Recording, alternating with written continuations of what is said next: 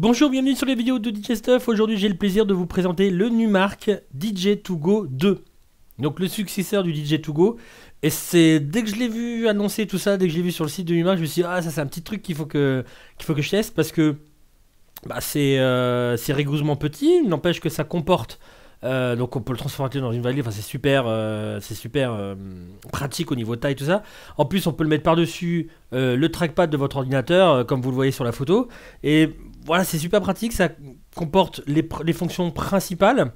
Et il est livré, enfin fonctionnant sur Serato DJ, la partie intro. Alors évidemment comme d'habitude vous pouvez faire l'upgrade payante à 90 et quelques euros pour la partie Serato DJ version complète et profiter de tout l'enregistrement de votre mix, les effets post-fader pour pouvoir l'utiliser avec les effets qui, vous savez, avec les feedbacks qui continuent au niveau des échos, tout ça.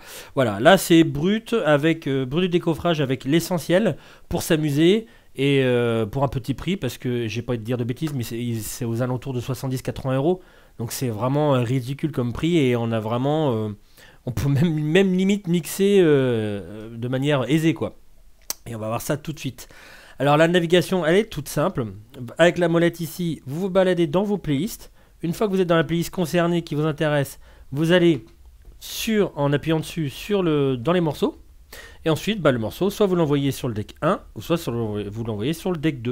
Hop, donc je vais l'envoyer sur le deck 1. Et c'est parti.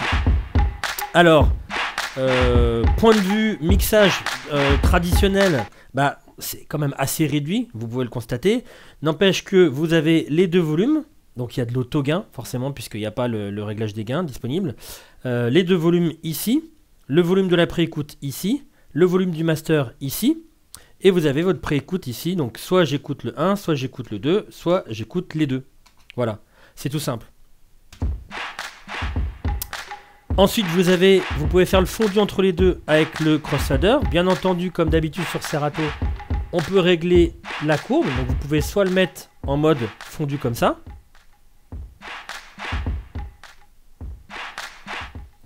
Ou moi, je préfère le mettre directement en cut.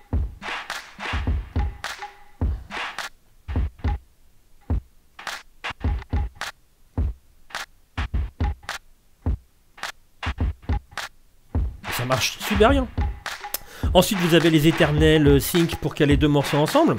Donc si je mets exactement le même morceau, bon ça va faire un peu de phasing mais c'est pas grave. Je mets un pitch complètement différent. Donc forcément il se décale. Mais si je le sync, même si je le décale,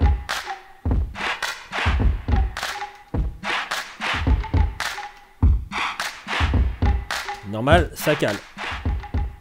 Ensuite, bon, je vais enlever cette partie-là. Ensuite, vous avez le bouton Q, donc qui vous permet d'avoir le premier point d'accrochage, mais que vous pouvez mettre n'importe où. On peut très bien le mettre ici, on peut très bien le mettre sur le deuxième, par exemple, ici. Hop, je me mets au-dessus, tac, je l'enregistre. Et vous avez la lecture sur le second Q, aucun souci. Vous avez le pitch. Pour changer la vitesse de votre morceau. Vous pouvez, alors là par contre ça se fera à la souris, mettre ou non la partie master tempo. Donc là vous avez le changement de tempo sans changer la tonalité, mais ça sera à la souris. Et ensuite tout peut se passer directement ici avec le menu pad mode. Donc pad mode vous permet de faire ce qu'ils appellent Q, on va dire auto Q, les auto-loops, les loops manuels, avec la possibilité de mettre ou non en loop active, et le sampler. Le volume de sampler sera directement dans Serato à la souris. Donc les Q sont au nombre de 4, là j'en ai récupéré le premier ici, et le clap, donc kick, clap, clap, clap.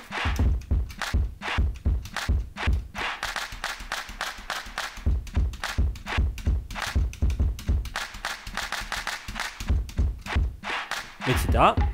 Vous pouvez l'enregistrer en appuyant dessus et l'effacer avec un appui long sur pad mode et sur le hot Q concerné. Ensuite, les autoboucles. Vous avez 8 temps ici, 4 temps là, 2 temps et un temps. Et vous pouvez relâcher. Les boucles manuelles, vous avez le in, out, active ou non. Et ensuite la possibilité, bien entendu, alors je vais me remettre là où il y avait la boucle, hop, de l'activer. Donc si vous la rendez non active, vous passez au-dessus et ça ne fait rien. Si vous la rendez active, ça passe dessus et ça boucle. Vous pouvez la quitter et la rappeler à tout moment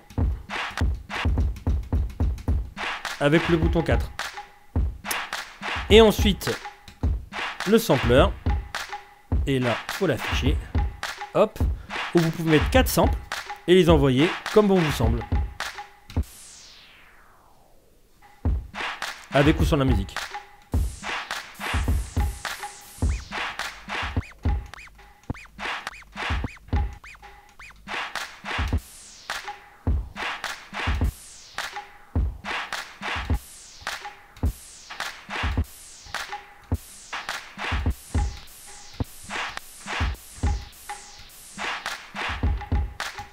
Voilà pour les 4, on va dire les 4 modes du pad mode.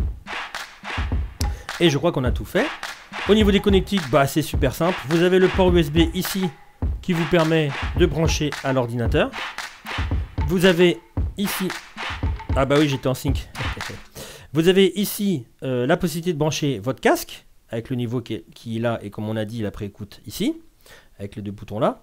Et ici, vous avez le port, c'est aussi un jack, donc le câble il est fourni pour sortir sur les enceintes avec le volume du master qui se trouve ici.